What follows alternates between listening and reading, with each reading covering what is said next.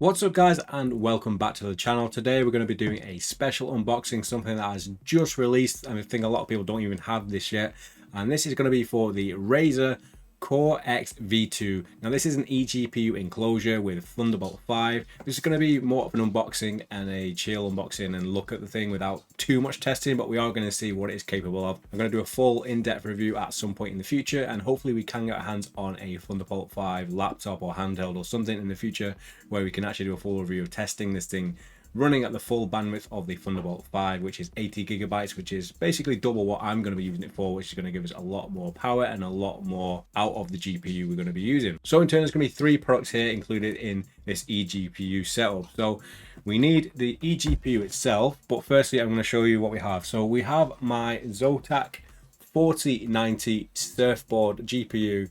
Had this for maybe 3 years now. It's been an absolute beast of a card, but now it's moving on to its eGPU home. I'm really hoping this thing fits. It should do. It should be within the spec, but absolute beast of a card. I think it's got what, 24 gigabytes of VRAM. So putting this into my laptop, which is a 3070, I'm hoping to see some great improvements. And like I said, I don't have a Thunderbolt 5 laptop, but I still should see quite a big jump from the 3070 going to a 4090, even though we're not going to be using the full capacity of the card when using Thunderbolt 4 or USB 4. So this is going to be the GPU that we are putting into our eGPU cell. So one thing to note, if you are going to pick up this Razer Core X V2, it does not have a power supply included. You will have to supply your own, whether it's one that you've had from a previous PC or if you have to go out and buy out a new one. But make sure if you're buying a power supply, it is compatible with your GPU. So it needs to have the amount of wattage that's going to be needed to run your system, and usually a little bit overhead as well. So let's say you need 650 watts for your GPU. Typically I would go for at least a 750 just to have a little bit more overhead. So I picked up the 1000 watt RM Shift from Corsair. I've always had Corsair power supplies in the past. My main setup has a 1500 watts just because I'm running such a high resolution monitor and stuff. I needed as much power as possible because it was actually crashing when I was like trying to max out Alan Wake on the 4090 back in the day. But I thought a bit more conservative. It's only really powering the GPU and not everything going around it. So 1000 watts is way more than enough for my 4090, and this will probably get retrofitted into another PC in the future anyway. So 1000 watts. I did go for the white one because I do like white. It's not really going to go with the color of the Razer Core, but I think you're not going to be able to see it anyway inside the enclosure. So I'm not going to unbox this, but this is what's going in there to power my 4090. And then we are on to the Core X V2 itself. Now, I don't really know what's in this. There's, like I said, there's not many people even opening this thing up. So this is a very minimal packaging. It's all cardboard. I'm guessing it's all eco-friendly there. We have the Thunderbolt symbol there, the dimensions, Razer. And honestly, there's not too much to this box. It's very minimal, but then again, the whole thing is quite minimal. It is basically a square enclosure. There's not too much to it, and that's one of the things that we will get into as well. Like I said, this isn't going to be a full review. This is going to be more of an unboxing, setup, and just a quick look at it in motion and my thoughts on how it is. And then I think we'll do a more in-depth review as we get into it. So let's open this thing up and see what is inside. One thing I'm really hoping for is that there is an included Thunderbolt cable in here, because I don't think I have one, and that would totally suck if I have to go and like walk out to a store to try and find one, especially when that's Thunderbolt 4 at least. So inside, what do we have? So there's some double coated tape on there, I guess, if you want to package this thing back up. It's going to be pretty minimal. I don't think there's going to be a lot in this box. I don't know what the setup procedure is either. But we have some instructions on here, which I will try and show you without destroying the box. So these are some of the guides here. So it just basically tells you where to plug it in. So it's pretty minimal, honestly. But when we do set it up, I'll go over any information that we need to disclose if you're interested in finding out how to set this thing up. So quite beastly, honestly. It's like the size of a small PC, really. But it is one box, and you can kind of have this away from your laptop or next to it. So I think it's going to be just the one thing. Maybe the cables are inside, but you can see already it's got like a black mesh on there. So it does just look like a PC case, really. So let's see if we can get this thing out. Okay, so we've removed it from the box. Let's see what is included in this thing. So we have like the foam here to protect it, coated with cardboard on the outside. And nothing inside there. On to the next side. So yeah, no information in there. So are we actually going to get anything in this thing. So I'm gonna have a quick look at it for you guys. So we have the Razer logo there. I'm not sure if this thing has chroma. I do believe it does, so if there is, I guess it'll be showing through there. It's got like a little glass thing on there, and it's pretty bog standard all around. It is essentially a cage here. We have 2 feet on there, so you can put this on like any sort of floor and it will be off the floor. So if it's on a carpet, it's not going to be like gathering heat. And on the back here, we have some PCIe ports here for your GPU, so it can have up to at least 4 slots here. So if you've got a thick card, it's going to support it. And fingers crossed, the length of the card will go in here too. So let's have a look inside, shall we? So on the back there, you'll see the 2 thumb screws on the top, which is where you're going to open it up. And I believe the shroud comes off from the top. It's those type of screws where you can screw them out, but they stay in. So it's quite good if you don't want to lose those screws. I do like those types. So I'm going to try and lift this off. I'm going to have to do this off camera. So we're lifting the shroud top off now. I mean, it's pretty heavy actually, the whole thing. So I was thinking it was going to be a little bit smaller, so it is quite a big thing to have in a living room if you are trying to have a small form factor PC out of the way. But I think it's still quite minimal enough that it's not going to be like too distracting. You could have it like on the floor or next to something. You could even use it to like put something on top of, I guess. You could store like your headset on a stand or your controller or keyboard and mouse. So inside there we have a built-in fan. We have some kind of cable there, like a strap to keep all your cables managed and tidy. And then we have the Thunderbolt and all the PCIe lanes there built in as well. So from what I can tell, it doesn't actually come with a cable, which is pretty unfortunate because I'm probably going to have to go out and get one of those cables now before we do any testing. So totally ignore me. I've just found this on the packaging on the bottom of the upper lid. So this is going to have the information, the setup information, and the Thunderbolt cable. So yeah, this does come with a cable. It does come with a guide. So it's not just completely empty and you have to just figure it out yourself. So yeah, I'm glad I saw that because I was hoping I didn't throw this box in the bin and miss out on this thing. So let's go have a quick look what's inside here, and we'll have a very small look at the information in the guide just to see how easy or hard we think this is to set up. So it seems like we have some extra thumb screws there. So I don't know if that's for the PCIe slots or is it for if you lose the ones to keep the enclosure together. So they've got some spares, which is nice. And then we have the Thunderbolt 5 cable itself. Now they usually do say how much speed and stuff there is on there, but it does have the 5 written on there if you can see it. USB, well, Thunderbolt to Thunderbolt. So it's pretty short. I think like the shorter you probably do have a better connection. So I don't know how long that is, but it's let me try and lift this around. So it's maybe 3 foot. I'm not entirely sure on it in meter wise, but it's probably good enough, I think, because you're going to be using a HDMI from your box anyway. So as long as this is enough room for you to get to your laptop or your handheld, to the dock, and then to your TV, I think that's perfectly fine, or your monitor. So I was going to say no stickers, but we do get some stickers, and some of these I don't think we have, so they can go on the fridge. Instruction manual, I'm going to have a quick look and see if there's anything of note that you might want to know. This one actually has images with some nice Razer style colored green images for all of the pieces you need to look at. So I actually do really like the look of that. I like how it's all highlighted in green, so if you can see that. Normally it's quite minimal, but I like the fact that everything is highlighted in the Razer classic green. I do like that. One thing to know about this one as well, there is no I/O, there's no USB ports or anything like that, which, I mean, a lot of people are probably going to have problems with that, especially when the previous gens of this did have USBs and other interfaces, and this does not. And you're paying a premium as well, which is mostly for the Thunderbolt 5. So I never had any of the previous versions, but I think if you're having this and you want some more USB devices, you're going to have to like pony up and get a USB hub. They do actually have a Thunderbolt 5 dock as well, which I really want to try out. So if the guys at Razer are listening to this video, yeah, if you have one of those I can check out, I would love to do that, because that has one USB, it has one Thunderbolt 5 upstream, but then it has 3 downstream ports, so you can connect 3 other Thunderbolt 5 devices to it. So that is going to be great, but that thing is also pretty pricey at around £350, maybe a little bit more. So essentially, I think the gist is you open the enclosure up, which we've done, you put your power supply in, you put your GPU in, you plug the cable into your device, and you are good to go. I'm not sure if you need any drivers or anything like that. I suppose you'd need to go into your NVIDIA drivers on your PC and then install them on your card that you're plugging in, but I guess we'll find that out and I will let you know when we get into it. So enjoy the rest of the video. So that is going to be it, really. That is it for the unboxing. So the next thing you're going to be seeing is me setting the thing up and showing you guys how it runs. So I guess I'll see you on the flip side. So enjoy the rest of the video. So I'm going to show you how to set up the Core X V2 now. So you got to get your power supply, use the extra thumb screws to attach it in the back, and then that is set where it is. With this being a RM Shift one, all the power cables are on the left side here instead of like the front. So I don't know if this is better or worse than having a normal power supply where they would probably normally be here, but you want these main power cables here. One is like the motherboard cable, I believe, and one is going into the maybe the CPU slot. I'm not entirely sure, but these you'll know because they have the main connector here, which is the huge one, which will fit into this slot here. So I'm going to show you what to do with them first, and then I'll try and get some cable management afterwards, because the first attempt I had at this, I have set this up and I have been testing it,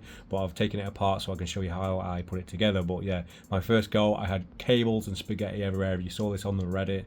Yeah, I posted a picture of this with just like cables everywhere. So I'm going to make it a little bit neater this time around. So the next cable you're going to need for your power supply is going to be the CPU cable. Now that will go in one of these slots around here. It should say CPU on your PSU, and that will go in the slot next to the power one here, which will go straight into there. So there's your two cables in, and the only cable you need now is your PSU cable.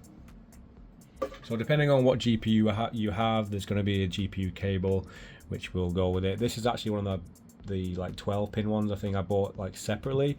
So this will have the type C or whatever it says on there. So they go into, I think, one of these slots up here, which is the SATA cable, and then this one will go straight into my GPU. So once you have all three of those in, so that slot is filled, that slot is filled, and then your GPU is filled, you should be good to go. Because the first time around, like I said, with these being tight, I wasn't sure what was going to fit or what I actually needed. And one of the cables, this one here, I decided just not to put it in, and it just would not run. The enclosure would not work at all until I put that cable in, and then everything lit up and came in and started working. So the fan is already hooked up to this, so the fan will start working as soon as you are ready. So what I'm going to do is I'm going to try and get this all in here. In fact, this GPU is going to go into this slot here, the PCIe Express, and then you're going to attach it with the thumb screw. So once you have your GPU in there, those two cables in, and all cables attached to the power supply and then into your GPU, you are good to go. So I'm going to try and make this a little bit neater. I'm going to put the GPU in, and then we're going to be good to go to then finally show you the setup.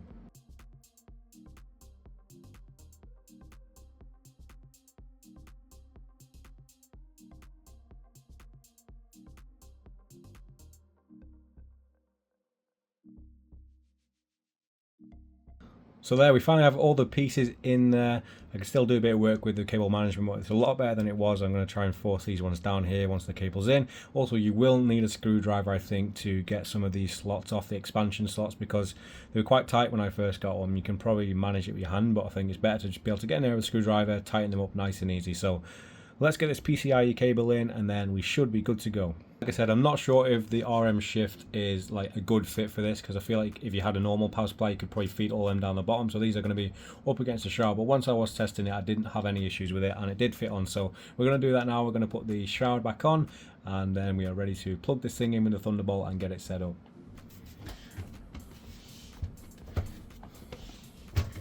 There we have it. Not the cleanest of putting a shroud on, but just be careful when you're putting it on that both sides are both like in the side bit and will slide down, because you'll have one side in and the other one might be out and it might get a little bit bent. So now with the shroud back on, we can put the screws in. So finally we got the shroud back on. One of my screws was just in a little bit too far already, so the slide wouldn't go down. So we're now in, so we have these thumb screws, and then we can plug it back in. Everything should be all good now in there. So it should be good to just plug straight in. So just out of view down here, we do have the USB-C or Thunderbolt 5 slot there. So if you're plugging this directly into your laptop and using your laptop screen, all you need to plug in is this to either end of your laptop and the enclosure, and you're good to go. If you are using a TV or an external monitor, you're going to need to plug in a HDMI or DisplayPort cable to your GPU here, and then to your monitor, as well as the Thunderbolt, and then it will sort of act as an external monitor, and you can select the monitor through your system once it is on. So let's plug this in and let's have a look at how it works. Okay, one of the first things you're going to need to do, I'm not sure on the handheld front, I'm guessing you need to go into Windows mode on your Windows system, but in terms of a laptop, what you're going to need to do is go onto the web browser and go and search NVIDIA drivers and you're going to want to install the drivers for the GPU that you're going to be using in your Razer Core X V2, and then you're going to want to install that onto your laptop system so then it can actually install the drivers. So I'm not going to do it because I'm on my PC upstairs right now. So what I would normally do is I guess I would just search it. So 4090 is what I'm going to be putting in. So I would search and I find the right one, the desktop one. These are all the D versions, so I think it would be this one. So it would be like the Windows 11 version of the NVIDIA 40 series 4090. I would download that, and then I would either install it via just using that and installing the app, or what you can do is, first of all, apologies for the screen recording. I probably should have just recorded this off my phone onto my monitor. But yeah, what you want to do is you want to go into your display adapters, and you'll have something that's probably going to show up here as something with like an error message, like Windows device, Windows image device, or something like that. That is probably going to be your GPU that's in your enclosure that doesn't have a driver. So what you would do then is you would double click on it, and then you'd go on update driver, and then search automatically. I think I in fact browsed the computer, and then it would search like the whole computer, and then on my screen it came up with like the 4090 driver that I actually individually installed, and then I selected that, and then I pressed install, and once that was done it installed the driver, and then the GPU and the enclosure showed up on my sign up software straight away. So I'll have to show you that on my actual laptop, but once you've done that you should be good to go, because your laptop will now then show up on the Razer Core section of sign-ups, and you should be good to go setting up your eGPU finally. Okay guys, so before I plug in the Razer Core V2 X, I always get the name wrong, I've booted up my 3070 laptop here with Black Myth Wukong running at the identical settings. I'm going to be running the 4090 in the eGPU using a Thunderbolt 4 port with a Thunderbolt 5 cable. And this is basically maxed out settings. DLSS is 70% scaling, but it is a slideshow. This is completely maxed out. We are getting, according to this, 4 frames per second. And for me to even play this game like a reasonable amount, I have to drop the scaling down to like 25% just to get like a 60 frames per second. So this is completely unreasonable. You could not play. Even if this was triple the speed, triple the performance, it would not be worth playing. So I just wanted to give you guys a glimpse of how much of an improvement this is. Even considering that using Thunderbolt 4, we are only getting like a small amount of the full power of the card as well. So what I'm going to do now is I'm going to stop the game, and I'm going to plug in the Core X V2, and we're going to see what this game now runs at the exact same graphics settings. So we're all hooked up to the laptop now. Make sure if you're plugging this into a Thunderbolt 4 or 5 or 3 port that you make sure you plug it into the right one, because if you plug this into just a USB-C, it's not going to get that bandwidth that you need. So you can see my laptop is on there. This is definitely not its forever home. This is just me plugging this in for a quick setup before I actually put it where I want to get it. But now when I flick on the switch at the back, I'm hoping we get some good light. Oof, it made a weird noise there for a second, but it's starting to boot up. The Razer light is on, that's a good sign. The GPU has not turned on just yet, so I guess we're going to just have a quick look in the software and see what happens. So we can see now the Core X is showing up on the system now in the Synapse app. You can see all of the information there. It's not currently booted up yet because I don't think it's connected, but it shows you the chassis temperature, the temperature of the GPU, the voltage, the wattage it's using, and then I think it's like the gigahertz and the fan of the GPU itself. You can change the lighting in here as well, which is either static or breathing. You can't change the color, so it's always going to be green. But let's try and get this GPU set up and running. So I'm not sure if it is like firmware related or they need a patch, but yeah, for some reason sometimes it doesn't always hook up straight away, and sometimes you do have to remove like the HDMI cable and plug it back in, or the Thunderbolt. But it is now connected up to my TV again now as the external monitor with the HDMI and the Thunderbolt, and you can see we've got the 443 or 144 hertz there and the 4K resolution, and you can see at the bottom that we have the 4090 connected to all of these things. Now we're pretty much ready to go now, so I'm going to quickly check Synapse and see.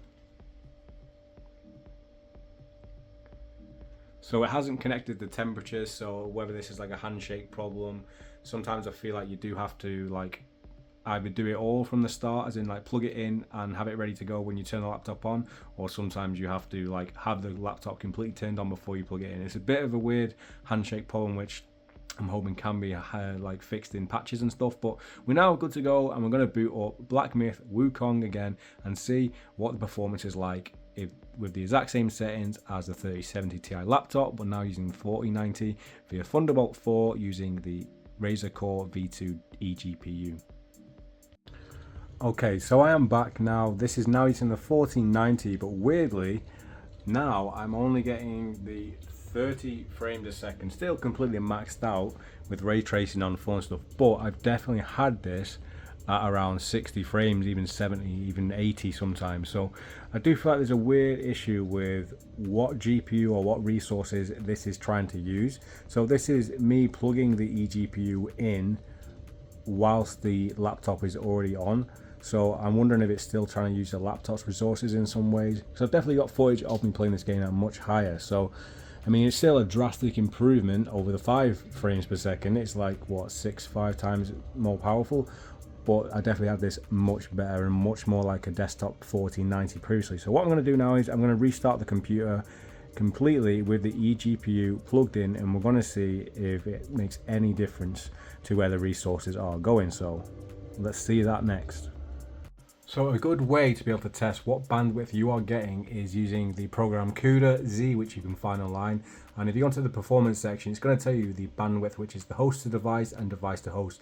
And this is actually considerably lower than what it has been previously. This is 570 megabytes, when previously, when it was working super flawlessly or near enough, it was at 2.5, nearly 3 gigabytes. So there's definitely something weird going on with how this handshakes with your laptop compared to like booting up with it plugged in compared to plugging it in later. So I do really need to figure that out. I know you've seen a lot of different just images up on the screen, but it's going to be helpful for you guys to figure out how to get this thing running perfectly, and especially if you're looking at Thunderbolt 3. This is a Thunderbolt 4 port, so there's definitely something dodgy there. So what we're going to do is we're going to shut it down, and we're going to start the system up now with the eGPU plugged in from the start, and see if this boosts back up to that 2.6. Although I've heard from the people on Reddit that still is pretty low, because we can get up to 5 gigabytes max. So we do really need to figure this out, but hopefully this is all a bit of a learning experience for you guys as well. So let's do that now. So upon restart, my light for my 4090 has decided to turn on this time, so I'm hoping that is a positive thing, but really unsure of like what happens and why it didn't have the lights on last time. I know it's a little bit confusing trying to splice all this together, but I'm just trying to figure out everything, so like when you guys come to picking one of these up or not, you know exactly what I went through and how it can help you in the future. So please leave a like and comment if you have any issues as well, and subscribe if you want to see more, because once we've really like gone into this and delved into it, I'm going to be doing more in-depth videos, and I'm really hoping I can get my hands on a Thunderbolt 5 laptop at some point. So yeah, I want to get some good views on this video, and hopefully we can get this into the hands of the people who might be able to give me a loaner device where we can really test out that 50 series on a laptop with a Thunderbolt 5. Laptop has turned on, so from a fresh restart we've gone straight into the eGPU with HDMI plug into the monitor, which is good. So this is looking pretty hopeful. So let's log in, check out that CUDA score, and then jump into Black Myth Wukong again, and hopefully we're going to see much of an improvement with the FPS. Straight away, massive improvement there. It's like 4, nearly 5 times faster just from the fresh restart. So yeah, I think once you plug this thing in and once you've got it hooked up, a fresh restart is always going to be worth it. So it knows that this is the main device being plugged in. Still don't know why I'm not getting the full like 5 gigabytes, but I guess we'll have to find that out in due course. So if any of you guys who are watching may know of a way to solve this, then please do let me know. Third time's a charm. So now after that fresh reboot, we're back in, it's looking smooth, and you can see that we are now getting 55 frames a second there. So much more improved, almost double what we had last time, which is like what, 10 times more powerful than we had the first time around. So there are some issues with the handshakes of the device, hopefully that can be made into an update which can make this literally plug and play, as it just works straight away. And this is with Thunderbolt 4 as well, so you can imagine if you were using a Thunderbolt 5 device, this thing is going to be pretty flawless. And this is the 4090, so if you're using like something higher for like a 5090 or 5080, and you can use this frame generation, like it's going to be a really big way to improve your device. And if you do have Thunderbolt 5 as a laptop, you're going to be able to just like push that thing for the next 6 years with like a 6090 or something. I don't know what's happening here, but my GPU fans are cranking up super loud right now. Not sure why. We're gonna have to look into that before it blows up. So after that little scare there, I realised that I thought my GPU fans were like firing up so much that it was going to explode, but what was actually happening is one of the cables had found its way into the fan of the actual thing. So that did scare me, and I had to get that shroud off straight away to find out what the problem was. But yeah, GPU still intact. So we saw the performance improvement there when we restarted it. And yeah, I think this is probably a good point for me to wrap this up. So like I said, do subscribe if you want to see more like this in the future, more tests, more different games. Let me know what games you want to see running on this, and maybe even a comparison to the 3070 Ti to see how much of an improvement we're going to get. If you have any tips or pointers about what to do with the bandwidth to get higher bandwidth, do let me know. I know there's Oculink and stuff, but I mean, this is a Thunderbolt 5 device, so ideally I would rather just have like a plug and play Thunderbolt device in the future at some point. But yeah, this is going to be it for the Razer Core VX Pro Ultimate, whatever it's called, I do always forget. But yeah, this is going to be it. I hope you've gathered enough information from this to make a decision on your purchase or not. But if you still want more answers to any questions, do let me know in the comment section, and I will see you guys in the next one.